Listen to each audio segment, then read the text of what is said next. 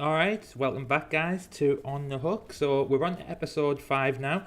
So with us today, there's 4 of us. We've got Cptsalty, Rosie, and SkinnyQuinny. So how are you doing, guys? Uh, I think Skinny has crippling depression. Yeah. Same. Okay, Skinny, we will handle with care. So hope you get better soon, if that's okay. Trentellix. I am looking Good stuff. forward to hearing some of your thoughts on things. The first question is actually going to be fired at you, Skinny. Uh-oh. So yeah, I'm glad everyone's good. And the first question is going to be the hot topic of the week. So Trickster, now I know most of people's thoughts on this, but Skinny, I've wrote down Ask Skinny, and that was because you said you were looking forward to playing him, didn't you? Was that yourself or Neo? I think both of us Both were of you, both both of you. eagerly anticipating his release. Yeah. So how have you found him then this week? And this is for everybody, but we'll start off with yourself, Skinny. They haven't done anything. He's still just as bad as he was on the PTB. Like he was fun on the PTB because the matchmaking goes out the window and you're going against people who've got no clue how to play the game. But then you come over to live servers and you're going against red ranks who know what they're doing, and it's just a slog. It's just not. I mean, I've been playing him non-stop, and I feel like I'm getting better at him, but it's still like you really have to try to do well. And like the worst part is there was on the PTB there was a bug where using your power did not contribute to the chaser emblem. So if you used the knives, you just wouldn't pip up, and that Yeah. was fine on the PTB because nobody cares about pips on the PTB. And I thought, oh, if it was discovered here, surely the devs would. No, that's still a thing. It's on live servers. So if you use your power, you're not going to get pips. So you could do really well. You could get like a 4K, but if like half your downs come from using your knives, you're going to get You're at losing best the brutal points. killer. Like that's the biggest problem with him. It's not that his power is so hard to use or it's so difficult to use. It's the fact that using it literally stops you from getting any pips. Like, yeah, it's just. I do enjoy playing him, and I am trying to to main him. Yeah. But it's not going well. As you can tell, man, I'm drained, man. I'm like, it's a thin line before I walk out of this community. Like I'm so gone.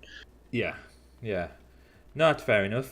So yeah, it was interesting to hear because, as I say, I know you and Neo were two in particular who were looking forward to playing him. I'll open this up to the other guys. What do you think? Rosie, I know you've made a video. I'll give that a quick plug about him. So I've already watched it and seen what you think, but tell us more. Tell us more. Well, the main issue is always it's the same issue what it always is with these killers. It's a lack of power. They can't. There's no way they can realistically do what they're intended to do, given what their competition is. You're going up against force people that know what they're doing. It's not even top 1%. I think that's the one thing that we really need to start stressing. It's not top 1% tournament squads that exploit these issues. It's just not that. It has not been that for a very, very long time. The top percent of people can exploit how bad this killer is. He is too slow. His downs are slow. His movement speed is slow. And combine that with you don't have enough good perks with him on release, you're just going to get stomped every single time. There's no realistic way to even do it. And then the pipping system, like you could all yeah, it's not that important. But you know what? When you do really well as him, and then you see brutal killer on the end screen, that is a problem. Especially when you're de-pipping consistently to even try to make this guy work, and then you finally 4K, and then brutal killer, you didn't pip. Sorry. So you don't even get a pip back after all that investment you're putting in. It just, again, it drains you. It drains you to even try to make him work. It's very frustrating that the new content is the most broken content in the game all the time. Yeah, no, that's fair enough, and that's my general feeling. I mean, to be honest, if I was getting brutal killer with him, I'd probably be over the moon. You know, all of mine have been entity displeased, so I've not had fun with him. Cptsalty. So you were telling me on Wednesday that people aren't playing him right. That you were saying, you know, Dowsy, Hexy, all the good killers were getting 4Ks. You have to learn. How have you found him? I was close to 4K 5 times, and I got cucked by fucking BT in the last seconds. Like, I hate BT more. Like, usually on a kill, I was like, BT is not the problem, give a base kit, I don't care about this perk, but now I hate this perk. Just because he denied, this fucking perk denied me to win the bet that I can get a 4K with Trickster. It's like, oh man. Yeah, I was trying, I learned his knives, and I realized that any fucking barrel on Coldwind Farm can stop your knives, they can just duck under it and stuff. You can just run around the car wall in Gas Haven and just strafe left and right, and Cliffshot throws like 60 knives at you. None of them is hitting anything. It's like, and what Rosie said with the you don't need a top 40% to exploit it. I saw it in green ranks as Survivor. People that knew how to move, people that knew where jungle gyms were and stuff like that, and they didn't know how to run those jungle gyms. You know, they're making mistakes, but they still dodged all the knives, and the Trickster couldn't use his power once. And you don't need red ranks to exploit its weakness. You need good green ranks, good purple ranks that can already show what the problem with the killer is that his power is literally unusable on most maps. And even if you get good in it, it's like I said, it's 200 hours in this killer, for example, and you feel like, oh, now I can get consistently 3Ks, but I'm still not feeling like powerful killer because the killer is weak in itself. Like it's probably one of the weakest killer in the game, and that coming from a clown and pig main. And I'm used to suffer as a killer because I'm maining pig and clown, which are like two of the worst killer in the game. But Trickster actually took the crown of being the worst killer in the game. And just because of the time investment in this guy, it seems not to be like worth it. It's like if you play nurse, you get bullied for 200 hours and then you fuck up people, you know? In this case, you get bullied for 200 hours and then you maybe fuck up people without the brain, but you can do it with 60 hours in this guy, you know? It's like you need people that are too chilled, that have no clue how to run anything, have no clue where the loops are. Even something like a barrel or a haystack on fucking Torment Creek is infinite against this guy. And I mean, this guy has so many problems. He creates infinites when he uses his power because they can just duck behind the haystack all the time and then just run around this haystack. You won't catch up because you're 110%, and your knives will just hit the hay the whole time. So, yeah, this killer has huge problems. Yeah, Skinny, were you gonna say something there? Were you gonna jump in? I have managed to like 3-4K with Trickster quite regularly. I think on 2 occasions I've mercilessed, but usually it's like a ruthless or a brutal, so it's not. He is possible too, but like I said, it's if you take into account the fact that the chaser emblem's bugged.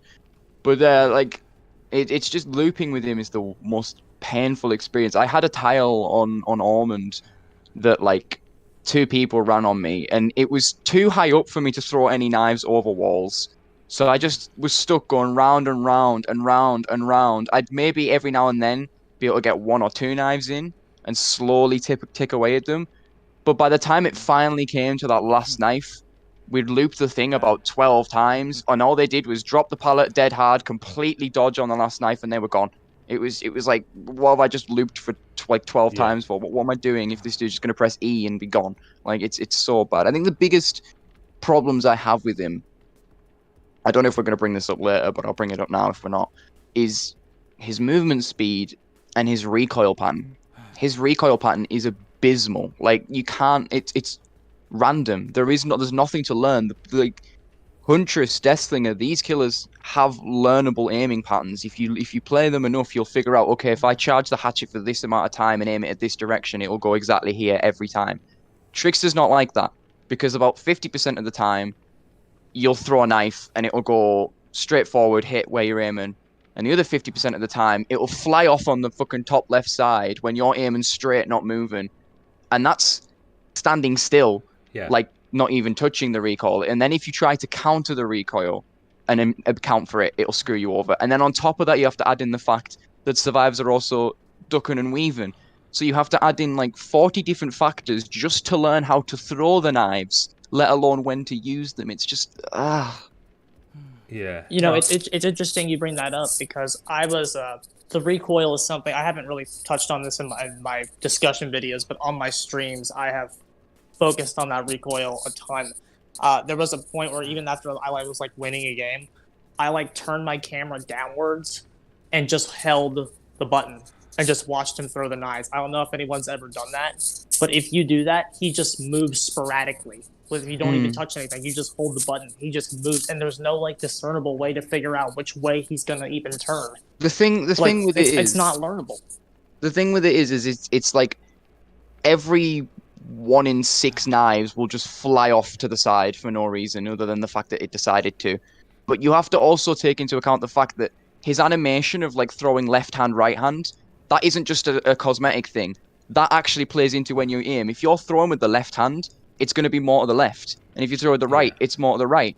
So if you could be at a time where a survivor just tucks in round a doorway, where if you were throwing with the right hand, it's a hit. But if you're throwing with the left hand, it's going to hit the door frame. And that's if the recoil is in your favor at that time. And the problem is you don't have a control over which hand he throws. It will always be left, right, left, right, left, right. So you have to hope that you're aiming with the right hand at the right time just to hit them at certain times. That's so stupid. It would be like if Huntress did that. If every now and then Huntress, instead of using her left hand, just went, you know what, feeling like a righty today, and just pulled out a right hatchet. Like, it wouldn't make sense. Yeah. I mean, people are commenting now. So Travis, he's put on, I'm a rank 12 and I can't go against anyone less than rank 5. You don't know a lot about the maps, but you are getting 4Ks with him, but it's hard. So, I mean, well done for getting the 4Ks with him. That's something going. Airless Trickster is boring to play and even worse to play against. People are talking about his laugh. I mean, the cosmetic side of things, as I say, I mean, I think the art department have done a grand job of doing it. I don't particularly find it anything appealing, but I did, when I seen the cosmetics out, I was like, some of these cosmetics are quite good. Airless again, Trickster brings nothing to Dead by Daylight at all, and that's a problem. I mentioned this on your stream, actually, Rosie, when I popped in during the week. Is there a worse killer than this killer? In my opinion, yeah, in my opinion, there isn't. But I mean, people were saying Plague, which I strongly disagree with.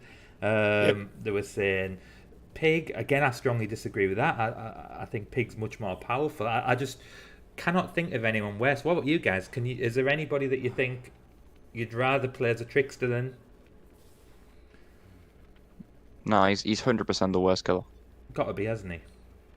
Yeah, there's no one worse than him. There's no killer I can think of where using your power literally is more of a hindrance than not using it.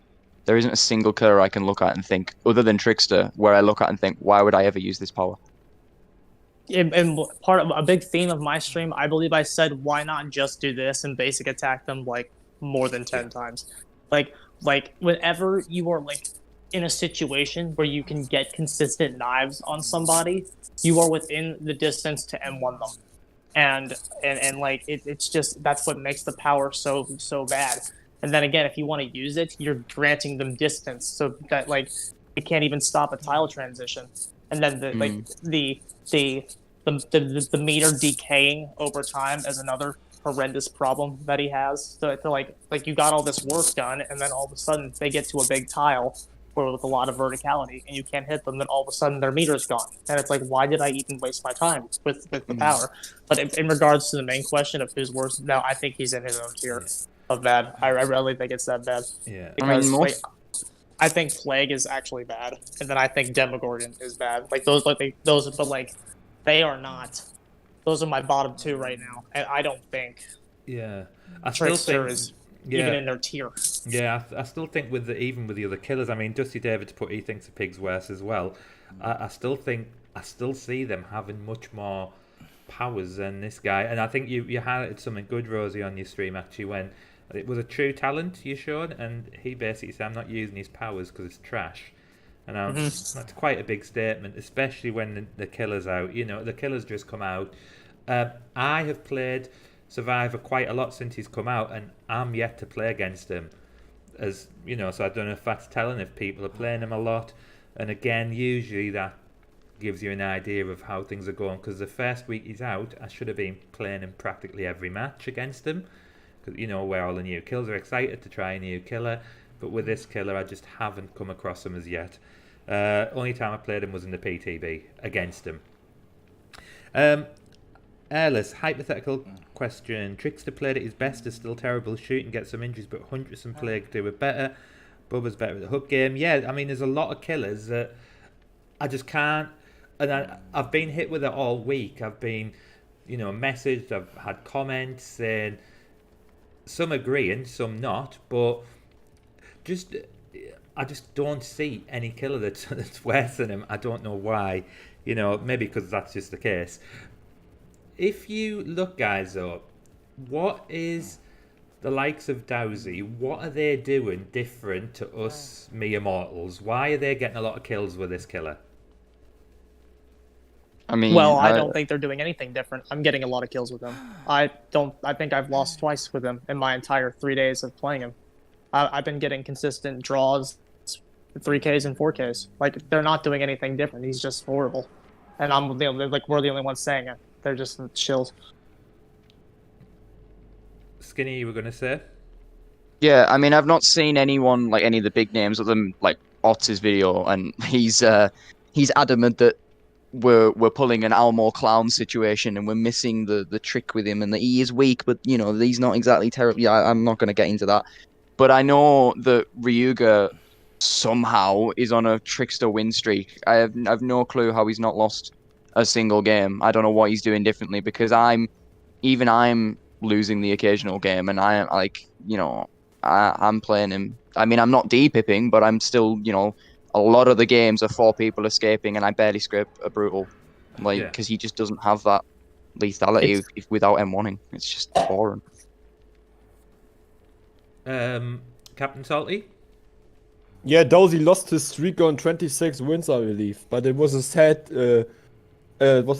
game because they came through the hedge through a key, so it doesn't count. But I don't know. It's like, I don't think it's just matchmaking that they got like chilled survivors on ring 1. Like, I don't believe that anymore, because you can't tell me that some people struggle getting a 2K, getting a draw with that guy, and others getting 4Ks in a row. Like Dylan KG had a 10 or 11 4K streak as well on the release day. And I haven't watched the stream yet, but I don't know if the streak is ended or is he still going, Subet was never losing with this killer and is passing P3 rank level 50, I believe.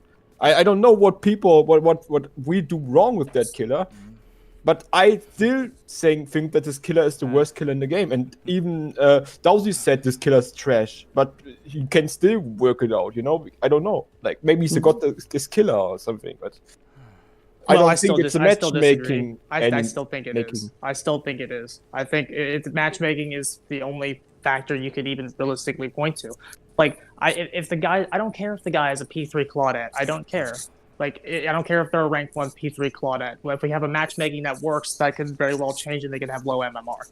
Like, we don't, like, the ranking system does not correlate to skill at all, in my opinion. I don't think it, like, at all. It just, again, it's hours. It's like, how much do you even play this game? I don't care if they're a P3 Claudette that's rank 1. That's the completely useless factor to me. I just think that the matchmaking is horrendous, and that is the number one causation as to why these people do what they do. Yeah, no, that's fair enough. I sort of agree with that, because I've always said that if you've got, I mean, it comes down to hours ultimately. If you've got, 8,000-9,000 hours as a killer, then you are playing survivors who have got less than 1,000 hours. That doesn't, I've got less than 1,000 hours as survivors, and I'm ranked 3 or 4 now as survivor, maybe. It's not hard to rank up in this game, but if you are doing that, and you're seriously disadvantaged. So yeah, I agree with that point of view. So let's have a look. Hey, you said, I mean, he has potential, but he needs to rework, and the dev said to gather information 3 months after. I believe Almor said that it was a month and a half. Is that what he said on his stream? A month and a half before... Almor would know. He's the official the world connoisseur of statistics and gathering data. Yeah, I think he said something like it's got to be at least a month and a half. Could be the 3 months, but I think he said at least a month and a half before I look at the statistics. I get that, because I said it on a video. I don't think you can take the PTB into account, because people don't play the PTB seriously enough. So you've got to look at the stats after. But I think it's overwhelming that the feedback they're getting. I had a quick look on the Dead by Daylight forum before we went live, actually, and the amount of posts about how bad this killer is, it's probably not even funny anymore. It's just like, my God, guys, you've really outdone yourselves in producing a really weak killer. Right, so that was it for the Trickster. Anything that you're happy with this chapter, guys? DS nerf. Yeah. I also wanted to point that out. There's been a lot of games that I've dropped in with him where there's no obsession because a lot of survivors are just they're just taking DS off. So there's a lot of games where you just don't have to deal with any decisive strike at all. And I think that could be a factor into why some of the people are having an easier time with them right now. Because even at red ranks, you could just walk in and there's no DS in your match, which is just tunneling. When there's no DS, I'm sorry, survivors. Tunneling is the most efficient way to get somebody out of the game as fast as possible, especially when there's no decisive strike and you have 2 gens left because you don't have your perks yet. It's just the most efficient way to do it. But yeah, the DS change, and then the best thing about it is that it's gone largely untalked about, possibly because Trickster is so bad that everyone's just yelling at that instead of talking about the DS change. Yeah. But since the DS change is going so untalked about, I think that's a good thing. Just don't talk about it. Let it stay in the shadows. It'll never get touched again, hopefully. The perk is, in my opinion, perfect now. Yeah, I've seen it in forums, I've seen it in Facebook groups, people saying, what's the point of this change to DS? But I think people don't really understand what tunneling actually is. I had a discussion with one guy and he was like, I was still starting to hook healing and the killer came back, and I'm like, well, if I'm a killer and I'm playing around the map and I hear someone being unhooked and I haven't got any active chases going on, then it's very likely I'm going to come back to the hook because I'm looking for the person who's unhooked you. And if you're sat there, healing under the hook, then is that tunneling? But yeah, I mean, DS change. I've noticed as well, though, that not many people are using DS now. It's quite striking that people are going with different perks now to try to get them out of it. What about his perks? Let me just quickly load this up. It's easier doing it that way. Anything good with these perks? I'm quite liking. Which one was it? Crowd control. Anyone taking anything good out of the perks that the Trickster's brought? Starstruck's really fun. I had a fun build with Clown where I was running around with Starstruck, Agitation, Surge, and I think Iron Grasp. I can't remember the 4th perk, but it's really, really good on Clown. It's such good value. It's insane. Yeah, I'm quite liking it. I haven't managed to unlock it on any of the Survivor yet. I don't find this one bad. It's got its place when you're playing a really altruistic Survivor Friends team. That's what I thought about that. And when I was playing it using the Trickster, I did actually get some value out of this sometimes. But yeah, I'm quite liking crowd control. Cptsalty and Rosie, do you like them too as well? Or one? Crowd control is the one that has the undisputed most use at top level. Yeah. Just the ability to vault a window, even it makes TLs even faster. Yeah. TLs are kind of weak, but still, it makes dealing with some of those horrendous tiles so much faster because they either have to take a hit or drop a long wall jungle gym pallet, especially if they're smashed in the corner. You don't know how many games where I've gotten rid of God pallet at Shack within the first 30 seconds because of crowd control.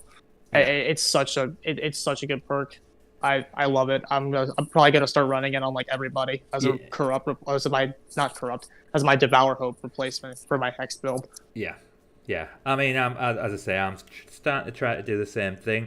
Airless put on Starstruck is broken on Nurse and Hag. Yeah, I've seen a few videos with people using Nurse and Hag with it, and yeah, it's great. I love it. I think it looks great. What about the Survivor's point of view? From the Survivor, any perks from there? The only thing that I found perk-wise that might be useful is one where is it Smash Hit? You drop the pallet and you might get the exhaustion for 4 seconds. Anyone got any value out of that? I haven't played Survivor at all this update. No? Facts. Me neither. Just I don't have time and it's not fun, so I don't do it. Cptsalty, did you? I played a lot of Survivor because I was frustrated with the fucking Trickster, man.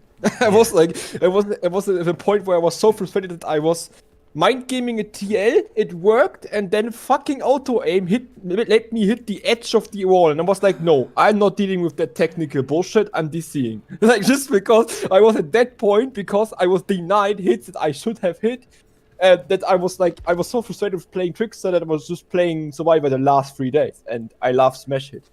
It's a fair version of Dead Hard, in my opinion. Yeah, no, that's fair enough. Reaper Tech, welcome to the chat. So, Hex crowd control is neat, but we can all agree that No Way Out is poo-poo. No Way Out, anybody got any value out of that? Ott said he was looking forward to it, if anyone wants to stomp on his credibility a little bit. He did a full stream where he went through every killer using it, and he said half the time he never even got to the end game because he'd killed them too quick. Right. And the only time he did get to the end game was when he was specifically being lenient on the survivors just to see the perk get used, and even then it didn't make a difference. It's just not worth it. The perk is trash. Yeah, Undisputed the perk, trash. it's just not worth it.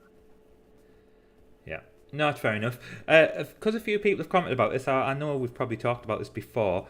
Just quickly, I know people have mentioning the buffs that would happen to Trickster. Are we all in agreement? Quicker speed. Do you think he should be a 4.6 killer?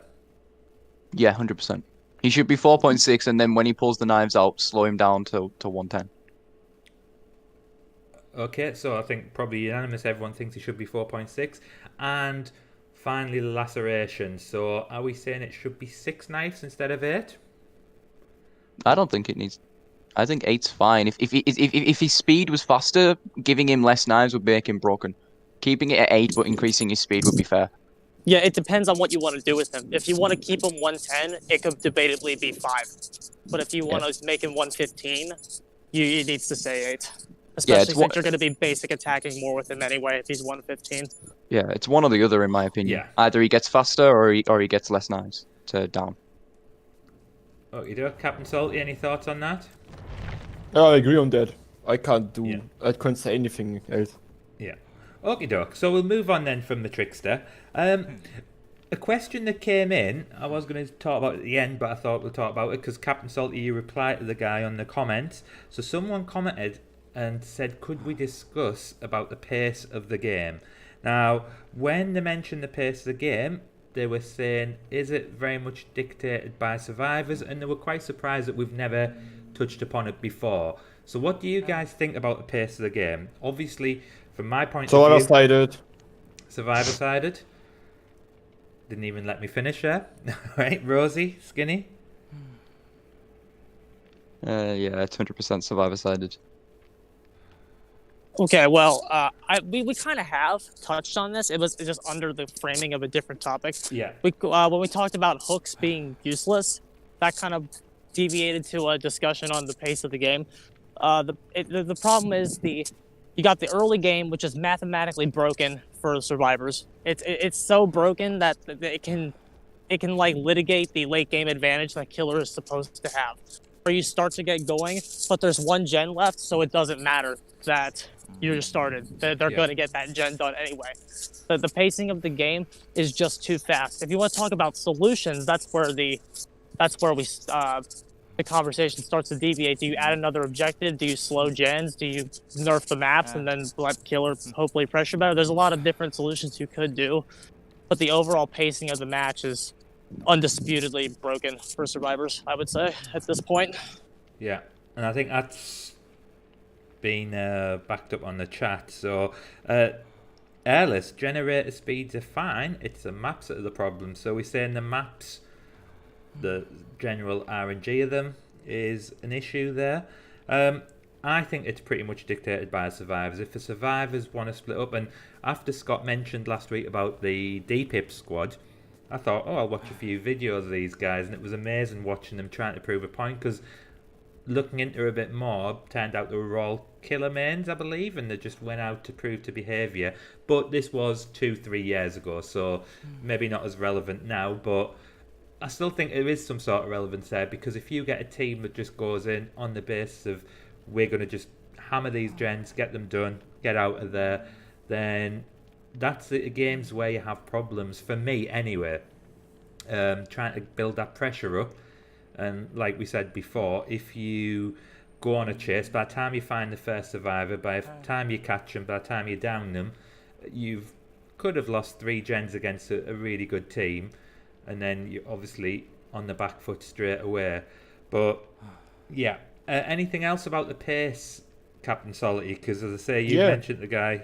Go on then. I was like saying that's what I don't understand, why they always talk about it's high MMR when that happens. I had a game in green ranks where they were splitting on maps on multiple generators, and I was playing Survivor, and the killer had no fucking chance of actually getting anything done. They had one chase, that guy was actually pretty decent in loops, he wasn't perfect, it's green ranks, but he know where to run.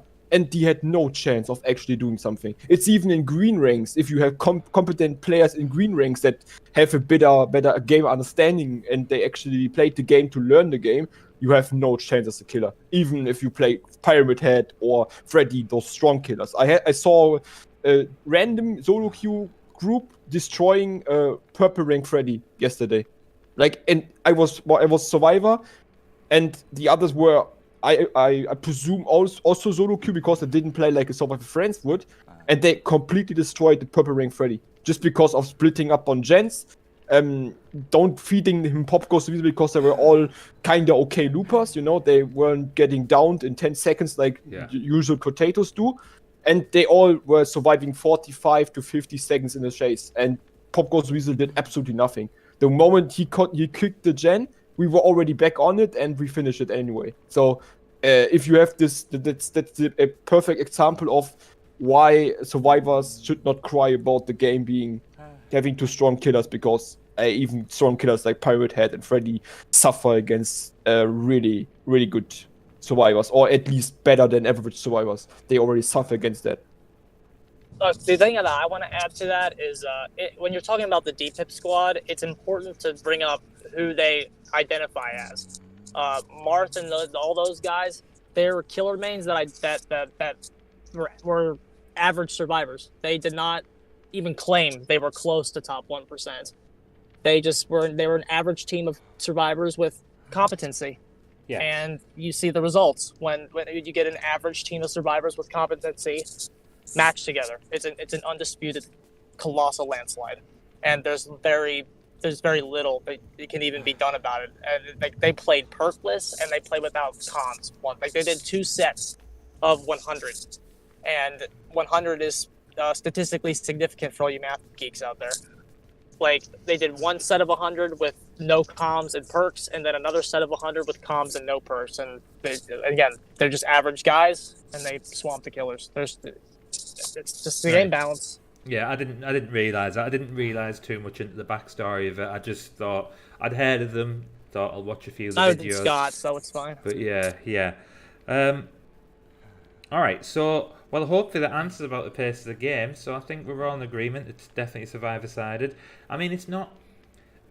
It sometimes irritates me because when survivors, if I get 4 survivors loading in, and I'm like, what fun did they have out of this game when it's lasted like 4 or 5 minutes? Because, you know, they just went in, boom, gen's done, out. I suppose maybe they're trying to prove a point, maybe they're working on something, I don't know, but... they want to win, and that's why we win as a survivor. Like, having millions of chases that last over minutes and the other survivors don't do anything, don't win the survivors the game. Like, I had games where people were just trying to kite me over the map and over the game map, and I had to destroy all the pellets. I didn't fall for it. I went back to the gen and caught them off guard. Like seriously. Most killers feel like they have to get those down as fast as possible, and then some maps like the new game screws them. But those really good survivors know that they get screwed by those maps. And what I think is many people understand that rank doesn't matter, or like, I know that most people know that, but Betanurse last podcast said that he was consistently beating red ranks because he was when he did lose to them, he was analyzing what he did wrong. I played against purple ranks and green ranks that were 100% better than most red ranks out there. And that's like a scary fact in this game. It's because red rank doesn't mean you are top of the top. You are like maybe chilled. And I was also saying, like, if you have an MMR system with a skill base, what is skill base? Is it if you get 4 escape all the time, the killer's bad? Or is it you are just efficient, but the killer didn't do it that good, you know? And something like that is what we have to think about. It's like, rank never mattered, and I had people that were way better than than your average red rank survivor on purple or green ranks, for example, because they actually play to win. And it's like you have all those casuals that might be in red ranks that get grabbed off a generator by a impossible skill check dog with a huge terror radius. Those people don't count, but they count in the statistics because they blow the win rates of all the killers. But you never put them against actually good survivors that know what the fuck they do, even if it's green ranks. Like a good green rank could smoke a average red rank Freddy, for example. I would put my hands in the fire in that. A good green rank team could smoke an average Freddy on red ranks if they know what they do, and that's scary, to be honest. Yeah, and when we say they know what to do, what should a survivor do, Cptsalty? When loading, because I know this week you were talking a bit to me about solo queuing, how sometimes that's been a bit of a nightmare. So what, as a survivor, we don't want to give the secret away, we don't want them to become better and destroy all those killer mins, but what should an ideal survivor do? Gens. So they'll load up, first thing they should do, in my opinion, split up. Yep. But don't sit on the gen where you spawn. If you see someone else that's sitting on a gen, you go into the map and search for another gen. And ideally, you go to the middle gen because you break every free gen on any map if you do the middle gen first. Yeah. So, we've got Betanurse has commented, on the contrary to red ranks, nearly all my losses are red ranks teams. So he's still lurking there in the background. All these losses have been to red rank teams. Yeah, I mean I can sort of see it from both points of views, because you've got... I understand what you're saying, because I think if you get a Survivor Friends team on any ranks most of the time, but I think the key is the looping. So you're going to find a Survivor nice and early, and if that Survivor can't loop, then that game swings in your favour, whether they are... whatever rank they are, if they can't loop, you get that pressure up straight away, and whether or not you lose 3 gens doing that, that's the key for me. Is that the key? I know we're saying it's all about just doing the generators, but if you have people that can loop, that's when I have a problem. So well, to see, the thing about it is it's actually, you actually have to do both. Like it's like people say, oh, it takes no skill to hold the gen to do it. I would argue that generator efficiency is, if it's not the most important part of the game, it's sure as hell the second. Knowing how to hit each map is a super important aspect. You know how many teams I spawn in, I get my first down, and then there's 3 of them on the middle gen, and then it pops, and then they split Azrobs in half a minute in. Yeah. Like, and then it's like, oh, now I can just camp aside the rest of the time. Good job, guys. Like, if generator efficiency isn't the most important part of the game, it's the second most important part. And then as for, like, the losing we were all talking about, I just think one green rank in a red rank Swift is not going to slow them down very much. It just depends on the team factors.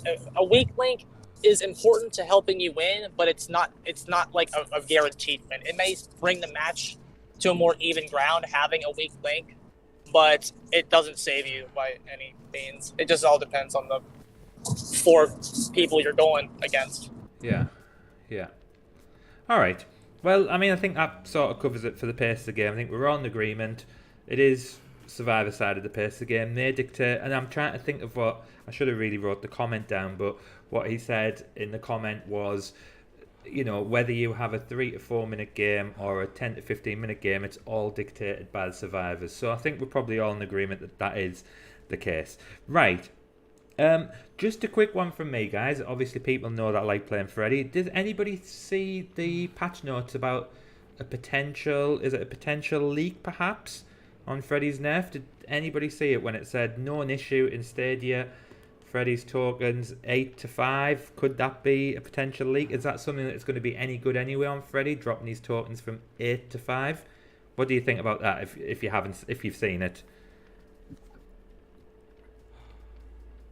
Well, you talked about this when you popped into my stream for a second. Yeah. I was thinking what they could do if they really wanted to be assholes was they could put his teleport as a part of that token mechanic. I don't know how they would integrate it. Yeah.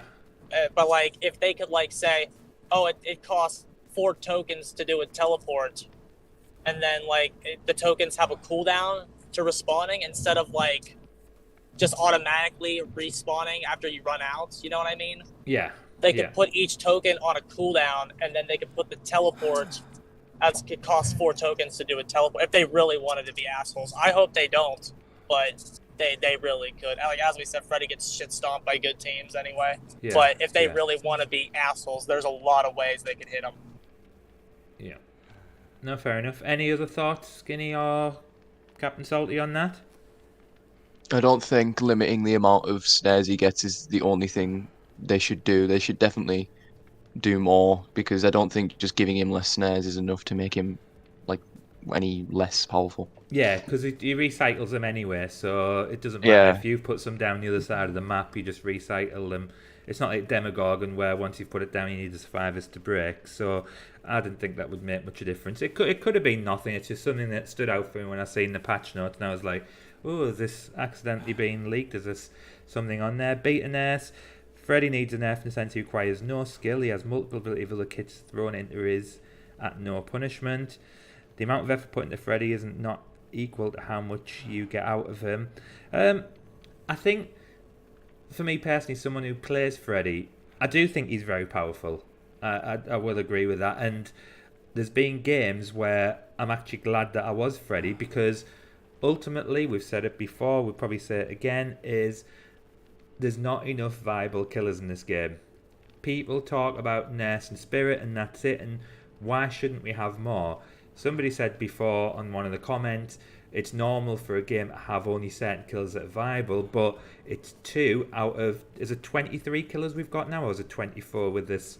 25, I think. 25, so 2 out of 25 we are saying are viable. It's not enough for the amount of numbers. It needs to have more variety. So although I do think Freddy's powerful, there's been games where I've loaded up and I'm like, you know what, thank God I was Freddy there, otherwise I'd have been stomped.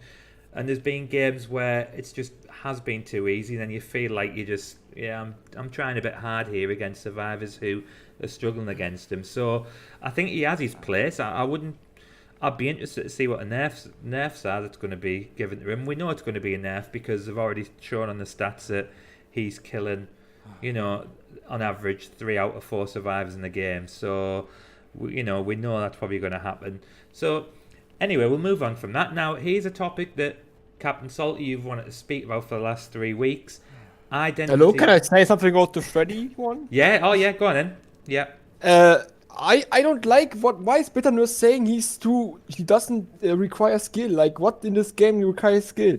It's like, it's all depending on the survivor skill, and if survivors are good, they stomp Freddy. You can see it. It's the same thing with the power. He's still an M1 killer. He still can't end people without hitting them twice, and that's the thing that I was saying in the debate channel on this Discord. It's like it's kind of like Pyramid Head, but weaker as Pyramid Head, because his snares only slow at windows or pallets. If they go on distance, the snares do absolutely nothing.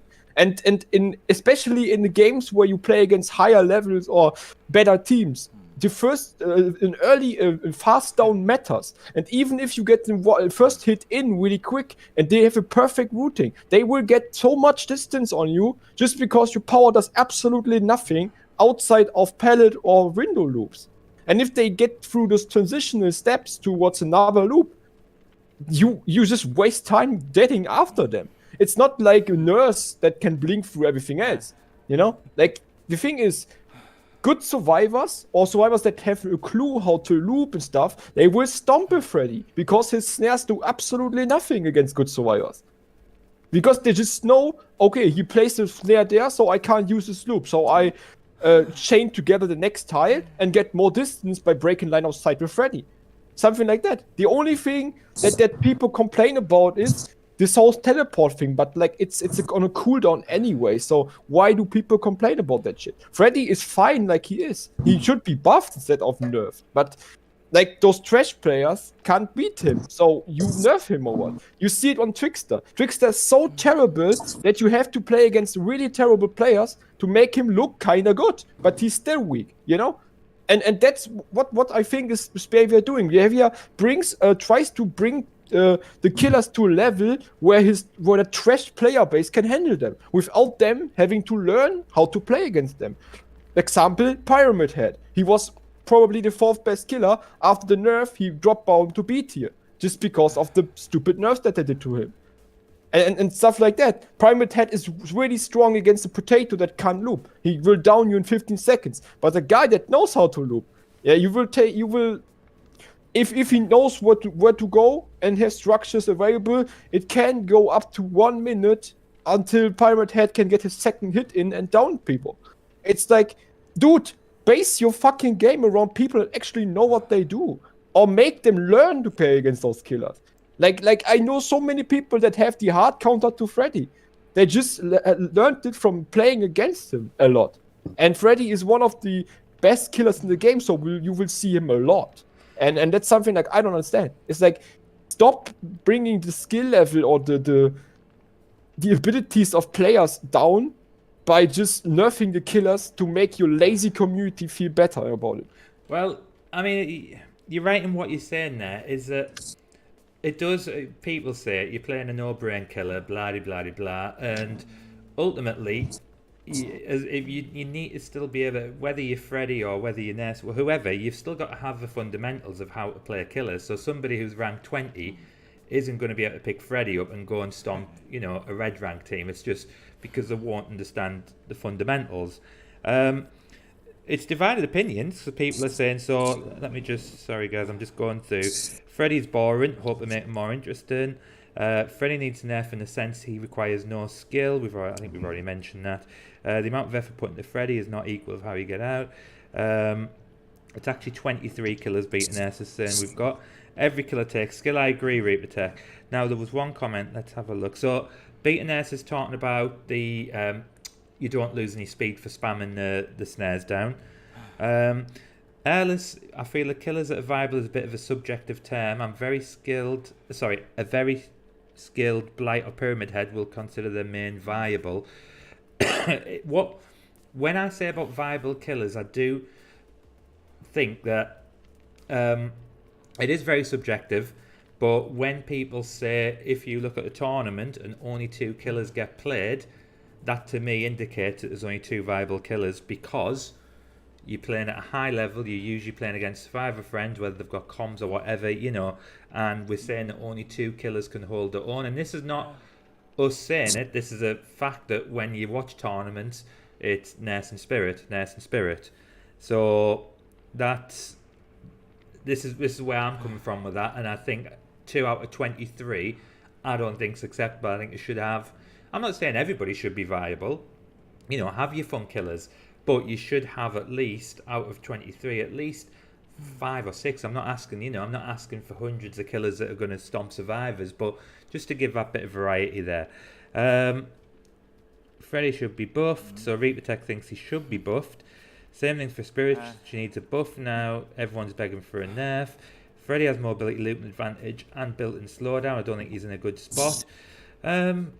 His add-ons, yes, there's some very oppressive add-ons there when you match it up with perks, but we talk about you can load into a game as, say, the Trickster, and there'll be 3 gens done in the space of 2 minutes. Then is it too much to ask to say you want to slow the game down a bit? Betanurse, the best, most consistent games do not bounce around the top 1%. I think we've probably discussed that quite a lot. Shut up, man. Yeah, that's bullshit. Holy shit. Well, I want to actually get into this. I haven't said anything about Freddy yet. I have 2 responses to this whole thing. The first one is, you know what else has needed a nerf for a long time because you don't require a lot of skill to get massive results out of it? There's this little faction in the game called Survivor that has had the same problem since 2016, and that has not been fixed yet. And then the other thing is that Betanurse, when he was here a few weeks ago, we were talking about Nurse, and he said it doesn't even take a lot of time to learn Nurse, as the community say that it does. So then you could then turn and then say to him, Yep. isn't that the same thing with Nurse then? Doesn't Nurse not require the same amount of input that you get out of her? In that sense, like that could apply to everybody on the roster if you look at it from that perspective. Everything on the whole roster you can say that about. It's just, and you know what? That's one of the natural consequences of variety in your roster. Some characters just don't require a lot to be played efficiently. If you look at fighters, it just like I'm a Ness main in Smash, okay, but it doesn't require a college degree to play Ness effectively. It just doesn't. Like no one's asking for Ness to be nerfed because he's undisputed garbage. He's mid-tier trash. But it doesn't take a lot to get Ness up to a skill cap. See, if Behavior was balancing Smash Brothers, they would have nerfed Ness because he's annoying and it doesn't take much to get to where he is. But the fact is, his peak potential is still mid-tier, so Nintendo's not nerfing him. It's literally that simple. That is a balance around the top 1% idea. You're not nerfing Ness because Ness is a mid-tier. It doesn't matter that a guy with less hours can pick Ness and get there faster than somebody that's trying to play a Joker or a Greninja. That's just a natural consequence of variety in your roster. This is just how games work. Yeah, I agree. I think we need more variety in a nutshell. Okay, guys, so let's go on to... Can I say something about that again? Yeah, of course. The problem is that it's like we always talk about, we balance about the top thing. I made an example of that green rank that can destroy rank 1 killer. Like, is that top percent? No, he's still a green rank. So people that have the brain and know how to play against that stuff because they learn from playing the game, they also consider the better player then. And then you balance around those that have a clue what they do. They don't have to do perfectly, but you balance around those people that know what they do. And even a decent looper on someone like Torment Creek can loop with Freddy forever if he knows how to train those tiles. You don't need to be 5k hours Survivor main to do that. I did that once, and I'm not playing Survivor at all. Like, on this account I'm playing right now, I played maybe 50 hours of Survivor. On my old account, I had 4k hours just Killer, and I still know how to do it, just because of how easy Survivor is. And you just have to use your brain a bit more and think about what the structures you have to repertoire. And I'm basing that on the standard that they should balance for Survivors. It's a guy that actually uses a brain to play the game, you know? Right. And that's not hard. And even a guy that has a brain knows that Freddy can be countered. And I was like, yo, stop feeding him Popcorn Weasels, and Freddy can't regress the gens at all. So just learn how to survive longer and don't die in 5 seconds or something. That would help. I've recently done a video about how to counter every killer. And the main tip for Freddy is you need to stay awake as long as possible. I know it's easier said than done, but I've seen it in action, and I've played against a Swift, and they come close to... I think it might have just been a balanced game. Two escapes, two kills, and all they done was stay awake. And they even said that in the comments after when we were chatting. Freddy, you're playing Freddy, stay awake. I had no powers against them. When they were awake, it was taking me longer to get my teleport. The snares were no good. I was putting them down and thinking, shit, these guys are awake, you know, and not taking much notice of the avatars. So, but there's a lot of different things that you can do to counter all the killers. There's just been a couple of questions, guys, I want to just go to. Erlis said, could I ask, do you think that the term trickle-down balance can work in Dead by Daylight? What do you mean by trickle-down balance? Does anyone know what that means? I'll take this one. Yeah, hold on. go ahead, Rosie. Give me like 20 seconds. I need to get inside my house. Hold on.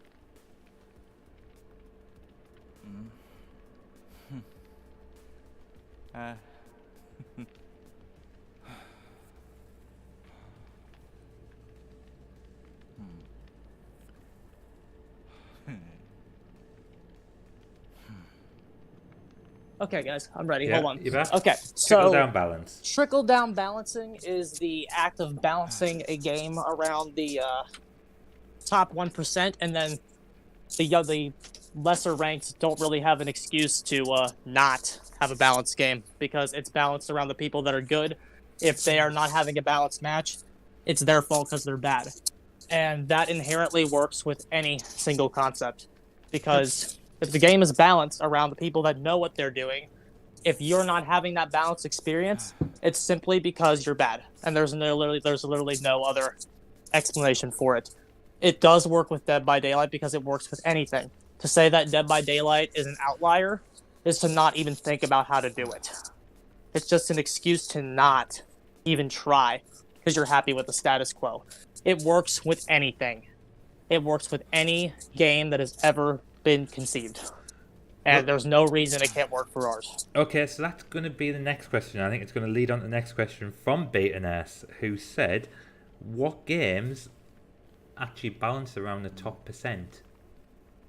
I know some people, I think Reaper Tech's come back with a few examples. So he's put Pokemon, TCG, Rainbow Six, COD, Battlefield, Smite, Paragon. Is there any other games that do that you know of? Heroes of the Storm does that because they nerf heroes that are way too strong in the pro scene, that are way too overpicked in the pro scene, because they look at why they are too strong in the pro scene. And that doesn't matter anyone on lower ranks because they still haven't got the full potential in this hero. So it works. Like, they still have fun with that hero, but it's just like not as fucking strong on the highest levels possible anymore. And League of Legends does that as well. Like, they make it so that the game on its skill base, on the highest skill base possible, is balanced, so that no one that is not on this high skill level has a negative effect on that. Not like you don't play worse just because they nerf a way too powerful hero to a standard where it's more balanced. Yeah, you still play the way you want because you are gold or you are silver. You're not on that. So nothing changes for those people that are not as good as them. You know, you can't be carried by them anymore because they are not borderline overpowered anymore. But nothing really changes for those players because they still haven't mastered the game yet and are not on a level where it matters if a hero or a champ is too strong or too weak. Okay, Skinny, any thoughts on any of that? I know you've been quite quiet. Any thoughts on the percentage or balance? I know we speak about balance every week. It's quite clear, isn't it, that that's one of the biggest issues that Dead by Daylight has? I'm in a wasteland when it comes to balance. Like, all these different games getting listed off, I'm just sat here like I don't really know. I've got no examples. I've got no comments really because I'm sort of out of my depth with that. Yeah, no, that's fair enough. Any CCG that is out there is balanced around the tournament level, see? Or about Fighting games, card games, they all do it. Grandmaster, Master levels, Legends in Hearthstone. They balance the decks around the best players in the game. Periodly. And that can work around in Dead by Daylight. I'm not even saying balance around the top 5%. Go, like, balance the game around people that actually have a clue what they do and not just brainlessly playing this game. You know?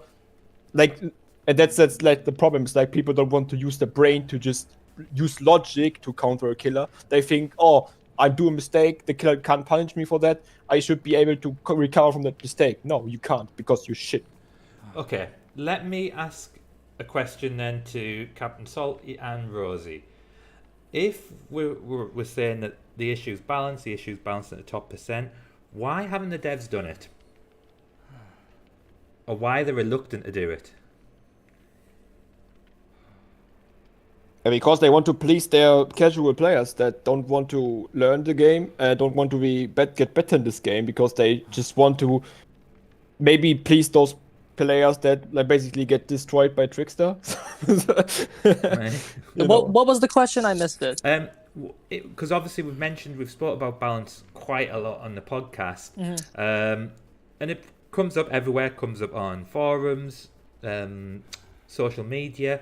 Why haven't the devs took that into consideration. Why aren't they balancing around the top players? Is there a reason, do you think? Because they're worried that the survivors will leave the game. Yep. They're worried that they're worried that low level is going to be so unplayable that the survivors are just going to get frustrated and leave the game. And my response to that notion, if that it is indeed what they do, I mean, we don't have a dev here, we can't ask them, but the killers stomp at low ranks anyway. I would argue no matter what change you give to any killer in terms of a buff, it's not going to affect low rank kills at all, because low rank is killer sided. If there's one thing in this game that is killer sided, it is low rank, because when you have 4 survivors that don't know what they're doing compared with 1 killer that doesn't know what they're doing, like if you put 5 players in this game that do not know what they are doing, the killer will 4K, because the killer will just, like, he has the generators labeled, he can just naturally get to places a bit more consistently than a survivor that doesn't have the generators labeled, like stuff like that. When you like all that stuff, and then the survivors get scared, and then they don't have the gen efficiency to actually punish a face camp. Like, there's so many factors that go into why low rank is killer sided, but I just don't. I don't like. Why do they not do it? I don't know. But like, that's my big theory, that they're just worried that they'll make low rank unplayable. I have a question for that, because let's say you play solo queue and you play in low rank survivor, and you are like, what is the most logical thing I can do here? And let's say you get chased by the killer and you run towards the hook. In which dimension is that logically a good thing? And that's not even game sense. That's just using your brain. And even that survivors can't do. Like, even that survivors can't do. Like, you don't need to know, oh, I have to loop the killer around. No, just go away from the hook and not go for the unhook while you have the killer on your ass crack is maybe the first thing you could do. But that's not game sense or mechanical skill. That's just using logic on your brain. And even for that, survivors are too stupid. Like, even that. Like, if people would, in low ranks, would actually use their brain, like, the killer would have not an easy stomp all the time. Because I saw it.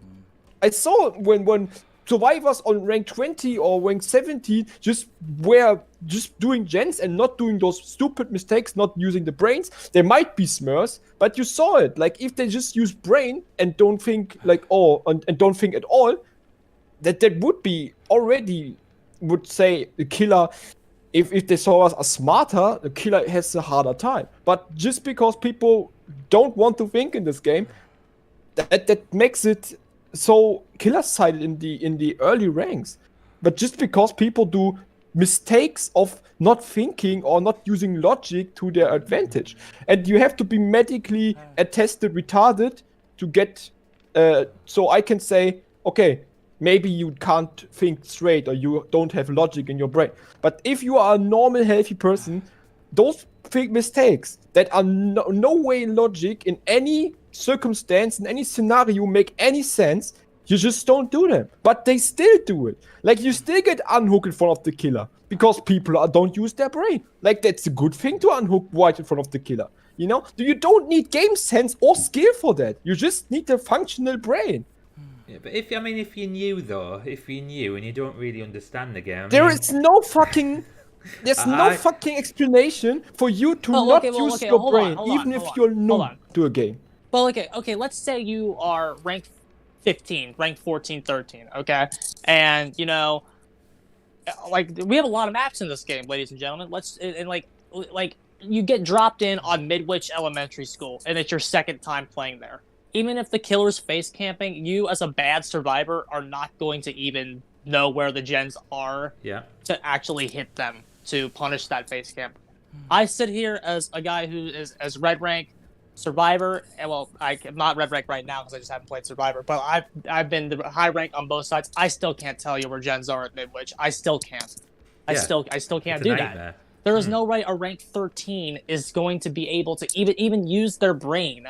Like, even if they know, okay, killer face camping, I have to hit gen now to punish face camping. Even if they know that correct top level 1% play, they're not going to be able to walk into a random room on Midwich and find the right generator to hit in that minute to actually punish the killer. It's just not going to happen. Midwich is too confusing. And for both sides. Midwich is still a map that I still don't even think I play correctly as a killer, and that's why I don't like playing there. It's just, bad design inherently, but still, it takes again. Now that's something that it would take a player that's even above me to do, because I still can't do that. But it's just there is a lot of factors as to why low rank is so killer sided, and like that's one of them. But like the fact is, I feel like this is sort of something we don't really even need to be going into much detail, because I feel like everybody knows that. Yeah. But low rank is there for learning the game. You should not expect to win every time, and that's why I don't understand why they try to balance for that shit. Well, yeah, that's you go in, and if you get no kill as a killer, but you get like some juicy loops because there were people smurfing, you get training from that shit, you know? Yeah. Betanurse mentioned, my issue is you aren't playing against the top percent. I guarantee I can go to everyone's VOD. I agree. I don't even think when you see some of the bigger YouTubers who go my nurse versus a top percent, I've watched the games and I'm like, is this the top percent? So I agree with you on that one. Killer Mains just try the same strategy. So we've got a bit of a conversation about Garden Warfare 2. I'm not really familiar with that game. If more people just review their gameplay, they could see more of the mistakes. 100% agree. I've done that myself last week. I was saying to Cptsalty, I've just played a real top team. It was on the podcast. I was like, I was playing a top team. And when I watched the video again, I was like, actually, no, it was just me being a bit of a potato. I watched Rosie play on Asros with a choke point, and he threw so damn hard and blamed the gens. Ooh, interesting. Right, we'll have to move on from Dead by Daylight. My only game at Asros was as Trickster, and I won it, so I don't know what they're talking about there. But yeah, Airless, you're absolutely right. True Talent does put it on quite a lot to say top percent. He's not the only one. I've seen other people put on top percent, and I'm like, let me just watch this video, and you see survivors crouch behind a bin and Badams, waiting to be hit, and I'm like, is this a top percent? But anyway, right, we do have to move on quickly, guys, because we haven't got long left. So, Identity 5, Rosie, Cptsalty, have you played the game, Skinny? No. No. Right, so me and you will probably take a bit of a backseat on this one. Identity 5, 3 things it does better than DBD, guys.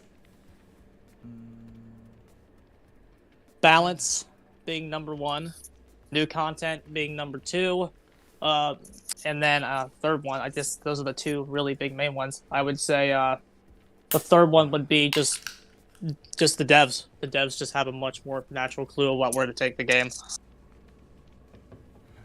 Okay. 3 things that DBD do better then. So you think Dead by Daylight does better? Yeah. Should be nothing.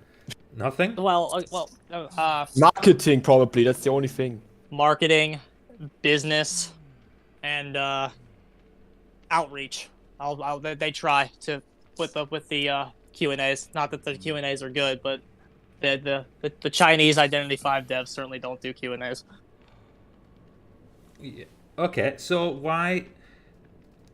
So what is it you enjoy? So you mentioned with Identity 5 the balance and the devs do things better. So why have they not got as big of a player base as DBD? I know you've mentioned about marketing. Someone shouted marketing there. It's mobile. The game is on a mobile device and mobile device only. There's a way to cheese it onto a PC, but most of the player base and the tournament rules are that it has to be played with a mobile phone, which turns a lot of people off right away. And then the game is also Chinese. That turns even more people off. Overseas, over there, it's an actual esport in China. I think in China it's bigger than Dead by Daylight. Right. But it's a distance thing, and the mobile device turns people off right away. Okay. How long has it been out for? 2018. 2018. So a couple of years, 3 years. Is it a serious competitor then? Do you think? To DBD. Is it a serious competitor? No. If they brought it to consoles, maybe. But until they bring it to consoles, it has no chance. All right, Cptsalty, you wanted to speak about Identity 5 quite a lot. Yep. Where do I start? The survivors are unique. It's actually fun to play survivor because you can't just do all the things with one survivor. You have debuffs for the whole team. If you choose some survivors that have a decoding debuff for the team, you have survivors that have looping abilities. The looping is called kiting because like no loop is infinite, and killers have abilities to catch up to survivors quickly. So the chase is in the power roll of the killer, which it should be. The ciphers are faster, but let's like said, the killer has the power roll in his objective, and a perk like detention, which is basically how tournament DBD is going on. It's like trying to get as many people dead, and if they don't get it, they have no one in the end. So it's all balanced around like the objective. Like no one is complaining about, oh, this thing is too overpowered, or I don't have fun in this game. I got camped, I got tunneled. They all notice that it's part of the kill of the hunter's objective to secure kills in the end. You know, they are not the crybabies. The community is not crying about, oh, this is unfun. We should promote share. Like just think about someone like Tutel would say, yeah, camping the share is not fun. Let's make the getting more shares the objective and ignore the killing aspect. Like people would ban that from the community because it's just like it's a competitive minded game. Even normal games or ranked games are based on tournament rules. You can ban people and stuff like that. You can ban a survivor, a killer. The map is pre-select, so you can choose your hunter or survivors based on the map you play on. It's way more into this tournament aspect of being a competitive game, and that's what I like, because the games are always sweaty. If the survivors know what they do, the killer knows what they do. It's balanced around the two kill to escape thing, and it's just better. The only problem I have is that I hate mobile games, and I'm playing on this PC emulator client that is not even working properly. So yeah, it's like if it would have an actual PC or console version, I would just play Identity 5 and would completely forget about DVD. I would as well. Betanurse has just come up with a good one. He said the number one complaint about Identity 5 on their forums and the creators is that camping isn't punished like it is in DVD. He's done his research. What would you say to that, guys? Well, then he should know that all the top content creators don't care, and he's looking at low-ranked babies. Yep. Low-ranked babies don't. And then guess what the Identity 5 community does to low-ranked babies? They ignore them, and just like Dead by Daylight should be doing. Chair camping takes 30 seconds, and if you have a good squad, there's a mercenary there to make the rescue within 15 seconds. And the mercenary is unchallengeable, except for Broken Wheel. Broken Wheel can kind of do it. Like, there's no way to actually, even if you outplay the mercenary and terror shock him, he still gets the rescue. Like, and then there's a coordinator that can come in and shoot you when you have no counterplay to it. Like, they have a rescuer class designed to deal with the face camping meta. Yep. And so the problem is that the killers, if the killer's camp is successful, the team was bad in making the rescue. They have no one to blame but themselves. Anyone complaining about the face camping rescue is an entitled Dead by Daylight brat that came over and tried the game for like a week, and they hated the face camping, so they quit. Yep. The meta basically is tournament level, and the killer meta is tunneling and camping because that's the most effective way to play. And that's why people complain about it. And people, if you see high-end level games, no one complains about camping and tunneling in those games either, even in DBD. In tournament, tournament commentators, survivors know that the killer has to camp or has to tunnel sometimes, because they don't care about. They both want to win, and they know, okay, this one way the killer has to win is tunneling, weakling out of the game. You see it in the German WD League. I sent you Ice Cream Boys Twitch channel where he gets scrims and you can actually see matches. You see it. Like, he didn't tunnel the guy, he loses the game. And because people are too light, too heartbroken in this community, and probably only low-rank players complain about camping or tunneling. Like, if the commentators for the tournaments, the commentators, like, I remember watching my first Identity 5 tournament I ever watched was a few years ago. I watched Call of the Abyss 2. The commentators explained what tunneling was and why it was important. Like, it is not looked upon by any high-level player with an actual disdain. Anyone that's doing that is low rank and should be laughed at for being low rank. Yep, exactly. And that's the same thing with the when you see the AI commentator. So like what he has to do now is to tunnel the object of obsession out of the game because he gives so many information to his teammates and stuff like that. And they know what they do and something like that. It's like if you listen to those higher level players or players that actually have a clue what they do, they don't complain about tunneling. Let's say Hexy. Hexy, when he plays Survivor, he knows he gets camped or tunneled because that's the most effective way to play killer. Because he knows that. He played on tournaments. He played on the competitive DVD side. You know, people that play to win don't care about what the other side is doing, and they only blame themselves for mistakes. If you're a survivor, if you're a realistically good survivor in Identity 5, you're asking where your Dream Witch nerfs are. And guess what? They're coming next month because they balance around the top 1%. Dream Witch has an undisputed monopoly over the game's tournament scene, and they're nerfing her, deservingly so. Like, it's not that we're killer side. It's not that I'm a killer-sided fiend. They're making the right choice by nerfing the Dream Witch next month. Yeah, I mean, it all sounds interesting. I've just got to go to one comment that Erla said. Put it marked it somewhere. He said he doesn't hate the DBD devs. He knows that they care about the game, but some of them make so many mistakes that it's frustrating. As a final note, guys, do you agree with that, or do you? Because one thing I've always tried to be conscious of, and people might be thinking, oh god, like, you know, is this something I'm doing? I've put a video up saying Trickster's the worst killer, blah blah blah. I don't like bashing the devs. I don't like it because I don't think they necessarily don't care about the game. It's obviously their baby in regards to behaviour as well. We know it's the money maker out of their list of games, but so I don't think it's always good to bash them, and I don't like when people make it a sustained attack all the time on them to say, you know, I know Almo gets a lot of stick and the guy really should, you know, be careful of what he says on streams, but in regards to that comment, would you agree with that, or do you disagree with it? Do you think the devs don't care, it's a little cash cow for them and they're not bothered about the player base, or do you think it's a case of mistakes are made and what do you think? Let Skinny go first, Brian. Go on, Skinny. We haven't heard from you for a while.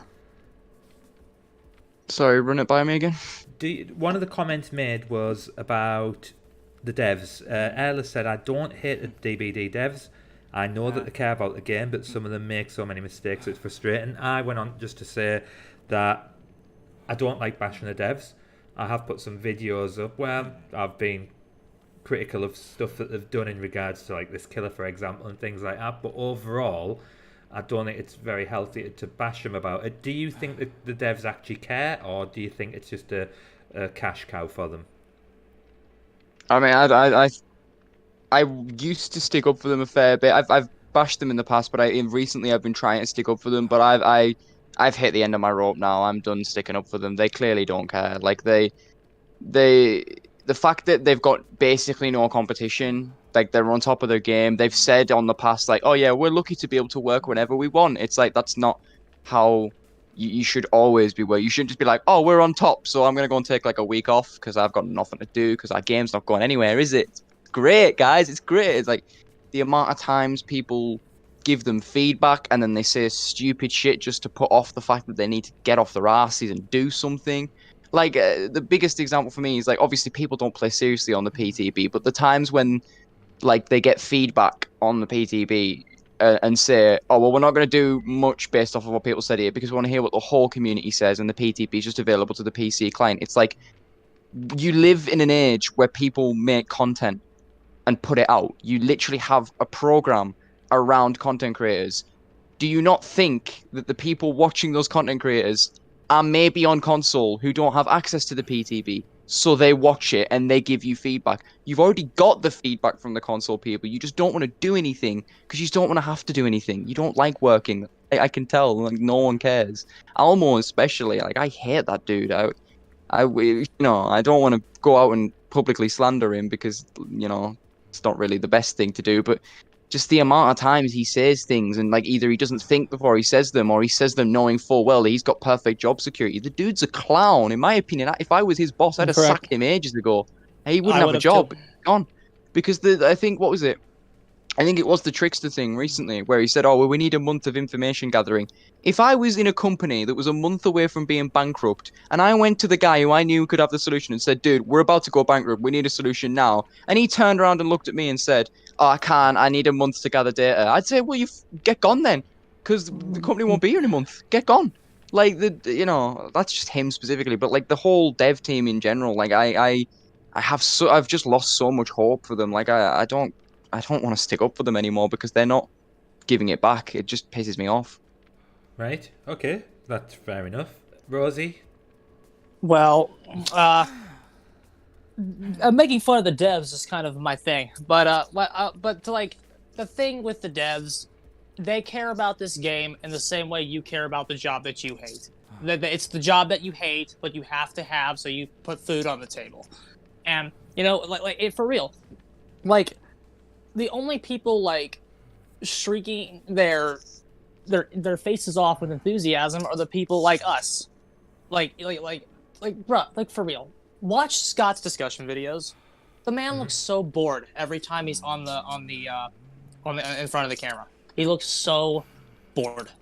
And like he said it last week, he's not satisfied with this game either. So he's continuing to make content for something he's not satisfied for. Like, it really shows in his videos, but that's just about him. As in regards to the devs themselves, like, there are some things that I feel like they are blamed a lot for that they shouldn't be blamed for.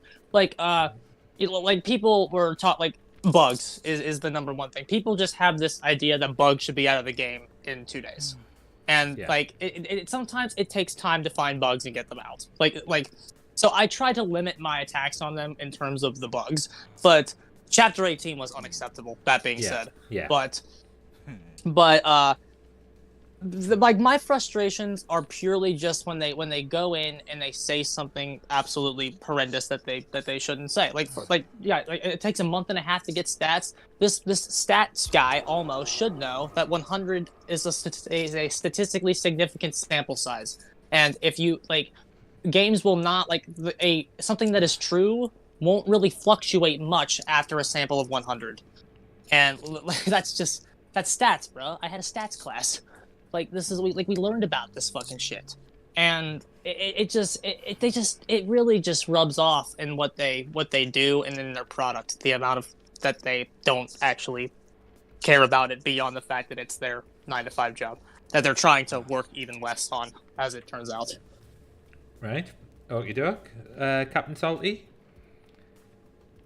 I have nothing to add to that. Nothing. Nothing to add. If it's a mistake, they do it all the time. So it's like me studying. Like I know I did the mistake that I failed the fucking exam, and next time I was like, I don't care, I fail again. You know, that's the same thing with them. Like they do a mistake, they get backlash. Oh, here you have your 150,000 blood points in your ass. You know, and then they're like, oh, the community, they care for the community. They give us blood points. It's like, dude, it's not an excuse to make mistakes again.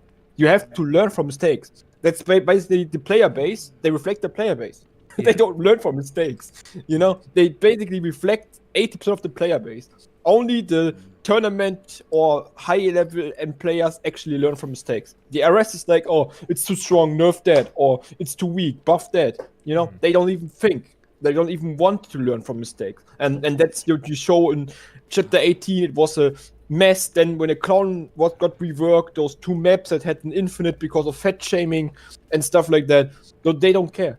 I don't think they don't care. They don't care anymore. They think, oh, we get so much money from fucking cosmetics, like the reindeer onesies that people bought. We don't care about the quality of our product anymore. I don't think so. And the whole reworked maps look shittier than before. It's like the reworks were done to make maps less worse and balanced. But look at the new game, for example. It's like people told them on PTB, don't make that live and whatever. They've added 3 more pellets on in the live version. If it's mistakes, they do it all the time, and that just shows me that they don't have the will to change something. And this like me in the studies, I don't care anymore. You know? But again, I have one more thing I want to add. Yeah. Before we move on, they should they don't like the criticism, and people don't like the fact that they're criticized so much. So I know there's shills doing a lot of people on social media stick up for them, the White Knights and all that crap. They should listen to feedback more, and they should give a fuck about the people that are criticizing them, because we're the ones that really fucking care. That's the real story. An average player will show up. They might buy a little reindeer cosmetic, play the game for 2 months, and then quit. And then they're not going to criticize you. The people that actually give two fucks about this game are the ones that are criticizing you actively all the time because you're making the wrong decisions. And you ban them. Thank you, devs. Yeah. I mean, looking at the comments, Lazy Clown, ever since the God Loops were removed, I've been enjoying the game a lot more. And that's something we'll talk about next week, because I had this discussion. It was actually with you, Cptsalty, come to think of it, and we were talking about, is the game closer to balance? You took offence that someone had said that, but when we explained it, it's not actually a false statement. Is the game closer to balance? But we will speak about that next week, guys. In general, I was referring to that Betanurse said it's very closer to balance because it was worse. It was worse before. It's like, that's not an argument. Yeah. No, it's not balanced because it was shit before. Yeah. It's still not balanced. Yeah. If there's 17 pieces of dog shit in my house and I pick up 4, it still stinks. Yeah, Asshole. that's basically it. It's like, just because they made something that is not as broken anymore, doesn't mean the game is closer to balance. Like, the same thing is still true. Killers still suck. You know? Yeah. Survivors are still the power roll. If that doesn't change, the balance is not there. Yeah. No, that's fair enough. Even if they remove the God loops, the game's not balanced. Like, seriously. McFlurry's put, in general, they're just bad at listening to the players. I think that's coming out quite a lot. No one asked for the new UI and animation, but they, for some reason, think that's more important than balancing the game. The only time Alice said, the only time I really disliked the devs was during the last Halloween event. That really upset me. That's when, I think that's when Space Coconut went crazy about it, didn't he? Lazy Clown, you like Almor. I know he's not liked, but I really am enjoying the clown buff. Just my opinion. I think the clown buff's better than what it was before, you know. So I don't think there's a lot of people that are hating on the clown for that reason. Reaper Tech, also the way Not Queen spoke to the community on the question and answer stream was disrespectful to us. She talked just like we were little whiny children. It comes up a lot, that in that, and I see this in the forums, and it's frustrating because as soon as someone says, and I was looking on a Facebook group today, and someone's like, oh, I joined this group and it's full of whiny babes. I joined, and it's like, people aren't whining. They're just, there's some valid points. I mean, sometimes they are. Sometimes there are, you know, a bit of whiny ones on about, you know, DS and stuff like that. But in general, people are coming up with really constructive things. People say Pyramid Head is overpowered. Those are whiny bitches. Yeah. Well, when Pyramid Head came out, that was divided opinions quite a lot. So that's going to be it for this week, guys. Now, next week, I'm wanting to do a viewer special. So basically, I'll put it on my community tab. I know Alice, you've said you'd love to come on the podcast. As long as you're over 18, if you want to come on, then you are free to come on next week. So we're going to get quite a viewers on and just hear your discussions, hear your thoughts about things. I did say I don't mind if you've only just bought the game a week ago and you love it and you want to come and see it. I know you do, Cptsalty, but in order to give a balanced view, I know I've had some people write to me and say, I've played this game for 6,000 hours, can I come on the podcast? Next week will be the opportunity to do so, but keep an eye on the YouTube channel, guys, and it will be Sunday night. It'll be the same time as normal. Keep an eye on the YouTube channel, because I'll put on the community tab. I've already put one on, so if you do want to be part of it, just go back, have a look at my community tab, and just drop me a comment, just so I can keep an eye on numbers there, and I'm more than happy for people to come on and have a say. As long as you're 18, as long as you have a Discord, that is absolutely fine. Anything else from you guys on here now? Anything else to add? Anything to say? The wonderful Blight changes that were definitely very, very productive and have made Blight so much more fun to play. That sounded like sarcasm. Yeah, it was complete sarcasm. It made him worse. Oh, really? Why? Well, on the PTB, the collision was fine. It worked great. There wasn't a single issue, and you could bounce off practically everything. Granted, I only played 2 games, but I went on Swamp, and the trees that used to be pinged straight off were clear collision. Didn't have a single issue with it.